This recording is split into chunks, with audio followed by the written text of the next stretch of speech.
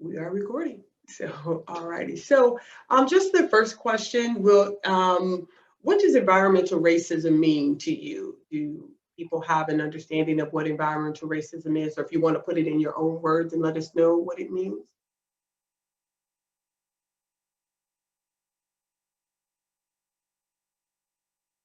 In no particular order. Anyone that wants to? Well, since no one's talking, I'll jump in.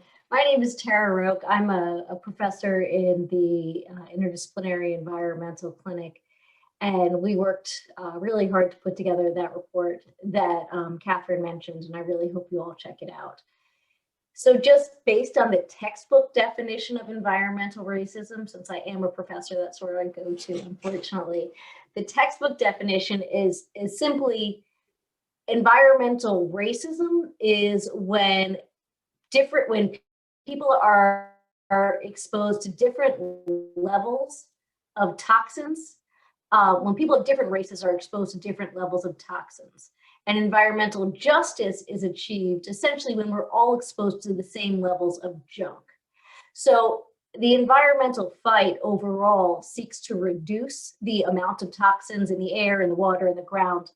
What environmental justice focuses, it is on essentially the issue of NIMBY. People who are white, people who are wealthy, people who are politically powerful have the ability to say, not in my backyard.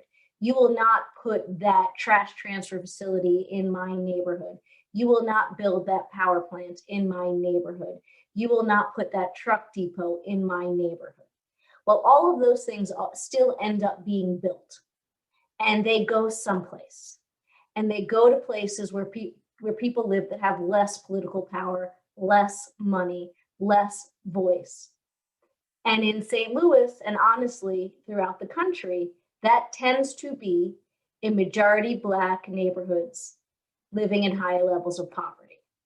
So we take people who are already living difficult lives, who are discriminated against in a whole host of ways, and then we make them sick. And that's not okay. And it's been going on for quite some time.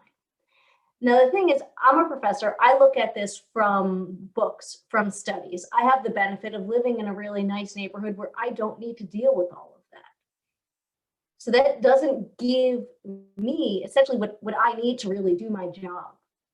And what I need to do is reach out to community members and reach out to people who are exposed to these toxins and speak and learn so that personally I can understand what folks are going through. And that's why I'm here, to listen, because what I read about isn't enough.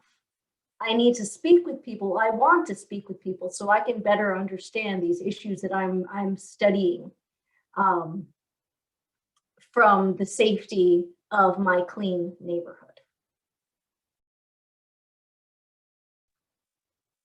Great. Definitely appreciate you sharing that information, Tara. Max, go on. Floor is open. Hi, my name is Maxie. Yeah, like environmental racism to me just like looks like growing up in the projects and like seeing like there not being any recycling bins, and like we like are in a neighborhood created by the government that doesn't have, access to many of the needs, and we don't really have the ability to like say, hey, why are you putting this power plant in my backyard? We don't have that representation, and like squandered and not being able to speak out against environmental injustices as if like one, being able to combat them with all the other needs it is being Black is really hard because you don't have the capacity to look for the environment when you can barely like provide for yourself. And looking at like the socioeconomic like differences of why, some people have the ability to have clean alleys and others don't. And that's it to me. I don't want to go too long.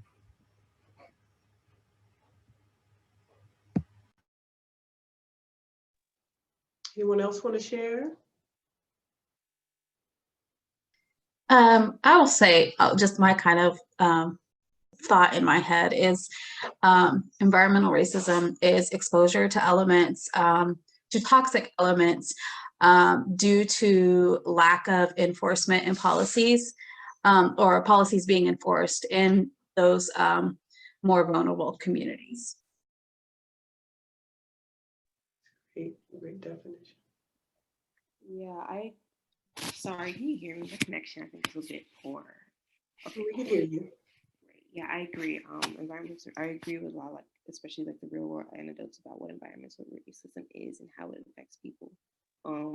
It also has to do with a lot of like education. Like I understand, and it's I think well known, it's well documented at least that in communities of color, even Black communities, especially Black communities, like there's this great care for the environment, but there's still like this missing piece, and the missing piece is like that political power. The missing piece is also has to do with the practical application of the knowledge. You know, like people save plastic bags all the time around their house, especially in low income poor communities. And, you know, that's a form of recycling, but like you don't get the real full connection to like how that is the greater, bigger picture, really saving the has to do with like the disenfranchisement. It has to do with the lack of money put into the community schools and all these things. So yeah, it's super layered, obviously.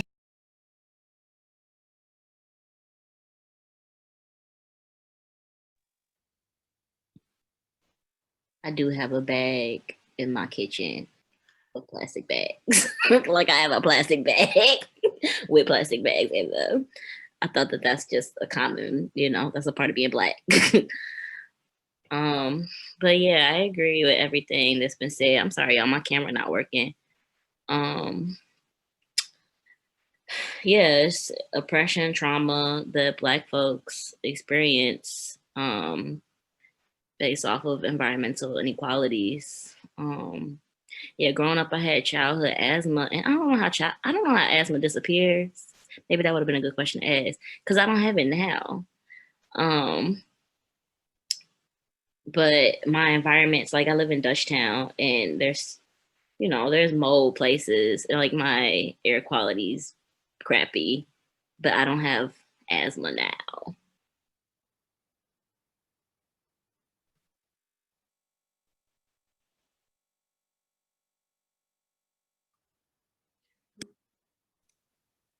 Anyone else? Well, was it Jay who just spoke? It was hard to tell from.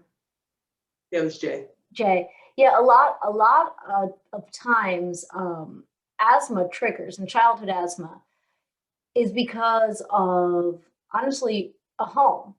A home can have an incredible number of asthma triggers in it, particularly a home that is insufficiently sealed from the elements, has old, potentially lead paint in it, things like that. And you can have mold in the walls, you can have lead paint in the walls, all of these things that are flaking off and you are breathing in. And sometimes you don't know that the mold is there, you don't know the lead paint is there, you just know that your breathing quality is bad. And in speaking with a lot of community members in drafting the original report, we found people who were going to the ER weekly. Their kids were going to ER weekly until they moved. And suddenly they realized that behind their fridge, there was just a wall of mold in the back of some, storage closet somewhere that they didn't see. And so your housing conditions really affect your health. And I don't think enough people are aware of that. And the laws, and even if people are aware of it, the laws aren't strong enough. If you live in, say, landlord housing, the laws aren't strong enough for you as a tenant to force your landlord to do anything about it. So even if you could find the source, you couldn't necessarily do anything about it without losing your security deposit. It's a big problem. And that I can't say why you particularly no longer have asthma, but that is something that's common in St. Louis and throughout the country, or in moist areas, humid areas like St. Louis. It's pretty common. Right, and that was a great segue into the next question, which really is, do you know someone who does suffer from asthma or a friend, family member, and have you seen the struggles or what has it been like to watch them suffer with asthma? Anyone? This is Megan. I can tell my story. Okay. So my husband grew up in the Mark Twain neighborhood. So the house that we had our three children in was a family home. And at the time, like financially, that's what we could afford, was to rent from that family member. The home had lots of mold. So all three kids, well, the first and the last had asthma. So we were in the hospitals with my youngest. Like the first year of her life, I basically sat on a couch holding her up. So I slept with her on a couch for a long time. We were in and out of the hospital. Once we were to that place financially, we bought a house in which, now looking at it, we didn't know this. We bought a house in the 63106 zip code. So we live in the St. Louis Place neighborhood. It was a newer build home. And the impact was like pretty much immediate on the use of albuterol and the rescue inhalers and stuff for my kids. But then, let's see here, what was it, a couple of years ago when they took all the homes for the NGA and they tore up all those homes, and then they took the streets and they dumped that in the old Pruitt-Igoe site, and my kids attend Gateway Elementary.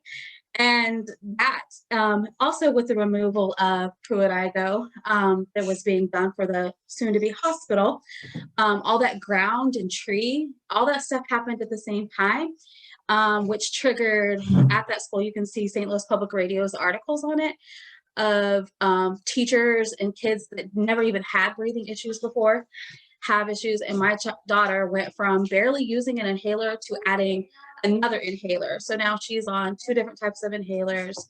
And then we've just had, over the years, when the Clemens Mansion burned and there was like asbestos in it, and that went into our yard and they had to come out and clean it.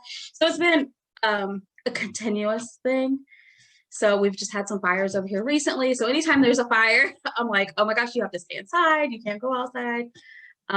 Make sure we have inhalers. And for the longest, we also were kind of on that line of being able to afford them. So thank goodness for the Asthma and Allergy Foundation. They have a program where if you meet the income guidelines, they give you those medications. Like, we didn't have to pay. So I was able to get all their allergy medications and their asthma medications at no cost for a while. So that's our story. That's great. Appreciate you sharing that. Does anyone else have a story about asthma or family members with asthma? My friend Jay used to have asthma, but they don't have it anymore. Thanks, Maxie. I appreciate you sharing that. Love you, Maxie. Oh, okay. Righty. And well, I guess the next big question is, what do you think needs to change in St. Louis to solve some of the problems that we have? What type of changes do you think need to take place? And this is what we're here for. We're definitely want to educate, but this series is about trying to solve some of the problems that we're having. And, we really need community input, the people that have been affected, to really speak up and let it. So what would you like to see happen? What do you think can happen to make some changes? St. Louis is really controlled by like the coal community, and that definitely can help with emissions and all of that horrible things that are associated with coal. And when you look at downtown, the powers that be are giant coal enterprises, like Peabody Opera House, and this money is coming directly from the deterioration of our earth, and our Black communities suffer the most of it. And if we could not be subjected to this rule by the coal industry. I think that could definitely be beneficial. I know that it's super important that it factors a lot. Income tax factors a lot in the quality of schools in the neighborhood, the quality of infrastructure in these neighborhoods. And so, yes, it's necessary to really, truly economically funnel money into these Black and brown communities, but there's a real distinction that has to be made between gentrification and like advancement or innovation. And so like you can't come into these neighborhoods with the intention of, oh, breaking down all these buildings with all these asbestos and this and this and this. But like the real effect that's being had is the displacement of these communities. Like that's completely unacceptable. So yeah, it's really like when people say fund Black communities, like they really do mean that, but they do mean it in a productive way. I'm done. I would say, so I'm on the demolition and public health task force that the city Department of Public Health kind of started. And so that's one of the things that we see actually, you know, just like last weekend, there was the big, what do they call those, where they tear down a whole bunch of buildings at one time. And luckily they used, you know, they use fire trucks and stuff to mitigate the dust, but because it was an abnormally windy weekend, how they had it set up to spray didn't matter. The dust still went, and it really was nobody's fault. So I think one of the things that we talked about is enforcement of the rules that do exist, and then just kind of looking at there's different things of looking at what does exist and what doesn't. So we're looking at, for the demolitions anyways, we're looking at what rules we have here in St. Louis and then what other cities have and how they're much more detailed, like how there's education. And I think in Baltimore, they go out and hang people's stuff on doors saying there's a demolition coming. Here's resources about lead. Here's resources about asthma. They also give out like little mats for you to, you know, wipe off your feet if there's things. So there's places that are doing a lot more. I think somebody said about education. So education around the issues.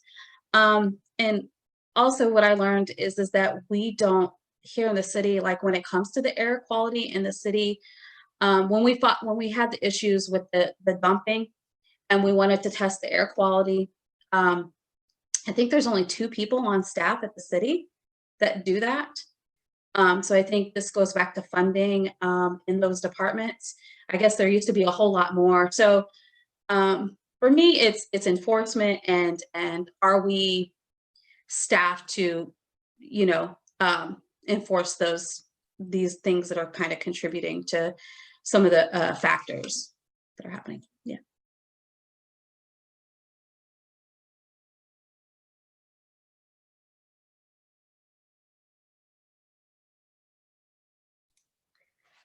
Now, one thing that I think is very important that I'd like to, Catherine, do you mind if I just ask a question real quick? Absolutely. Thanks. There's one thing that I think is really important, and I wanted to get feedback on it, if you all didn't mind, and that's the importance of data. So when Zach was talking, he mentioned how while there are 20-something air monitors in this city, only 2 of them really work. So we have no way of knowing what the air quality is in various parts of the city. I mean, I can tell you that the people live across from Forest Park probably are able to breathe a lot easier than those up in the industrial areas of northeastern St. Louis City. So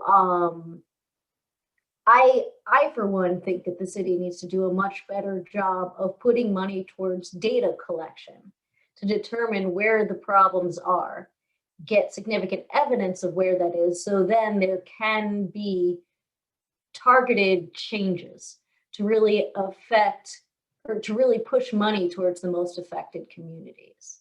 And I was wondering if that's something that just generally in the room there would be support for, and your thoughts on it.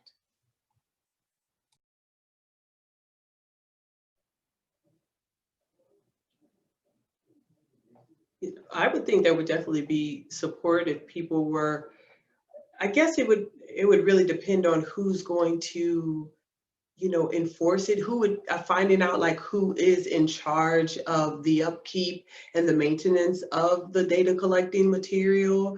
And, I guess it all comes to accountability, because we don't, how long has it been since they've been working? Did they ever work? All of these things that we just have no idea who would be responsible for that. So it's kind of difficult to hold people accountable if we don't know, or if they don't know, if our if our officials don't even know, I guess, or don't even care about keeping up with the maintenance of things. So I think it's definitely important, and it's definitely something that us as a community, we need to start finding out. So we probably need to make it our business to find out who is in charge, and start asking for these things to be kept up, and the data to be put out here. So I mean, that's one thing that we can definitely do as a community that could come out of this, is finding out who is responsible for the data collection.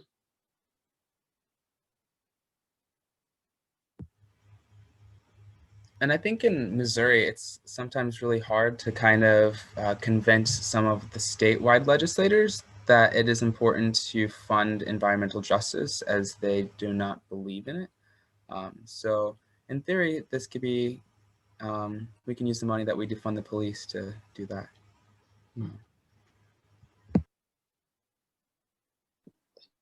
I know that on a personal level, I'm always pretty wary of anything that, in a sense, delays action, I guess. Like, I know data collection is super important. I know, like, you can't know how to enact change if you don't really know what the real problem is. But I'm always super wary of things that, like, oh, first we have to collect the information, first we have to do this, even though obviously it's completely true. I just know that there's like a lot of data already. And I know that there's long histories of disenfranchisement of communities. And so, like, whenever I hear anything that further delays action, I'm like, but at the exact same time, like, it's so important to make, I think the most important thing data can do, as opposed to just like, I guess, reporting on the numbers, because even, I mean, it's a fact that widespread information leads to like better everything. Really, knowledge truly is power. But I know it's important to me, like, that data would point specifically to, like you said, like, what is the most actionable, like the most efficient thing to do. Like, if data pointed to that instead of data pointing to like, oh, these are the communities that are disenfranchised versus these are the ones that not, instead of saying like, oh, if the data were able to say like, if we reconstruct this point, if we do this specific thing that we're doing wrong differently, the impact will be felt for miles around, and it'll improve the lives of these communities for miles around. Like, that's really inspiring data to me, I would say. I agree. I also like wonder, we have a lot of reports, I always feel like. So is there such as the one that we're kind of based, the environmental justice report for this, but also equity indicators report did some diving into this, and I believe there were some action items in there. So but I do agree, like, the more data is great, but the whole, we got to wait till we find out more. I think we have enough information for some action and policy to start getting implemented like tomorrow.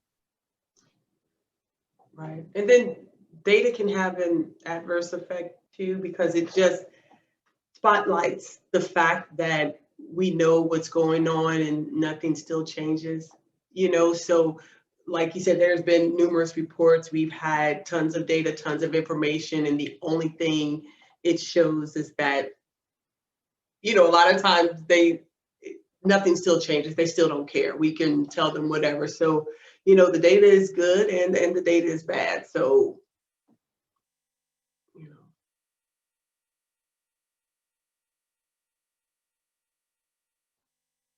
anyone else have anything they want to share, comment? It's open for discussion.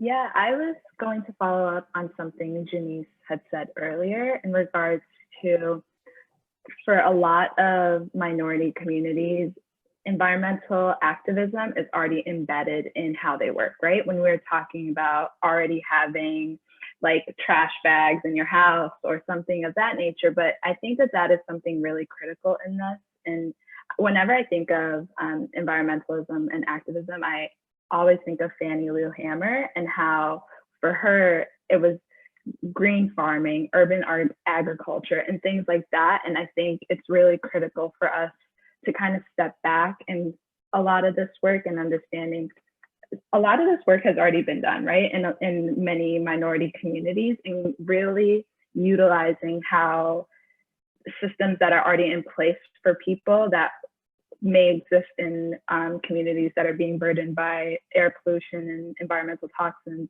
already have the tools that can really figure out how to pursue the next steps in this. I think that is a really critical point in this, and understanding how we can create action items and move forward.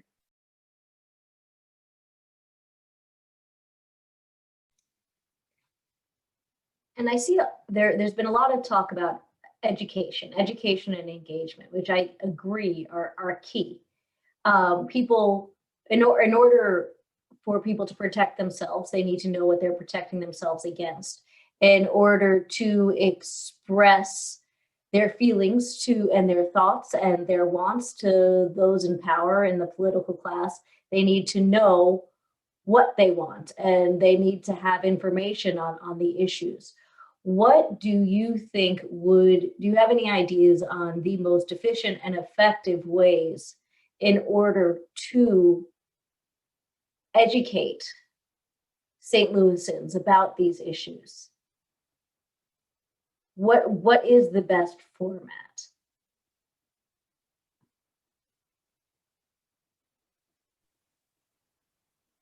And when I guess when we're saying that, it's, there are going to be this certain people that are going to always be there and always show up. So we always hear from the same voices, and they aren't necessarily the ones that are being affected the most.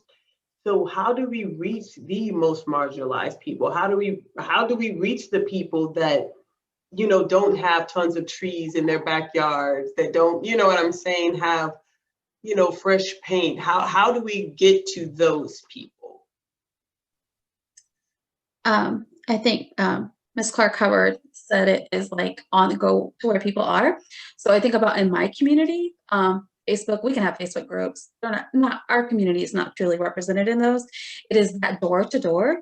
When I think of, like, people ask, how can we let people know what's going on? I'm like, you're either mailing somebody something or you're going directly to their home.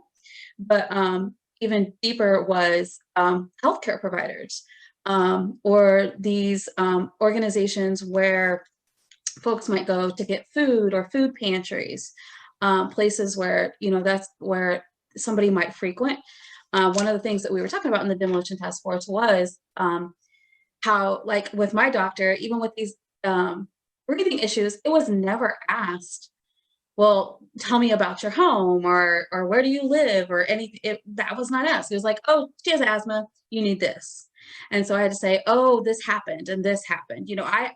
I explained, but there was not any more information gathering. So one of the things we talked about was getting like our healthcare providers in on this, and they can help. I think you have to, kids going for their immunizations or for whatever, they can start those conversations and maybe give them information to, like, who can, go into this a little bit further.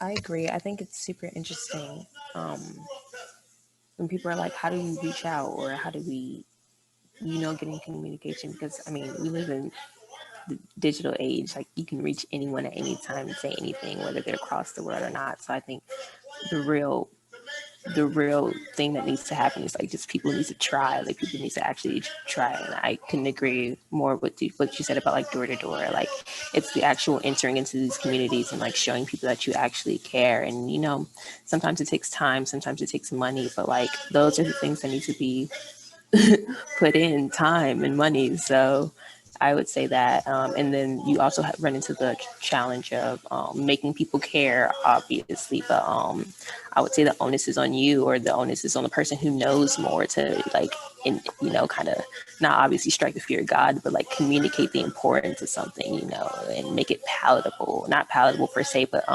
digestible is a much better word to use. Like put it in a way that everyone can understand it, or people, these are disenfranchised communities, so put it in a way people with like a fifth grade understanding of everything could understand. So things like that.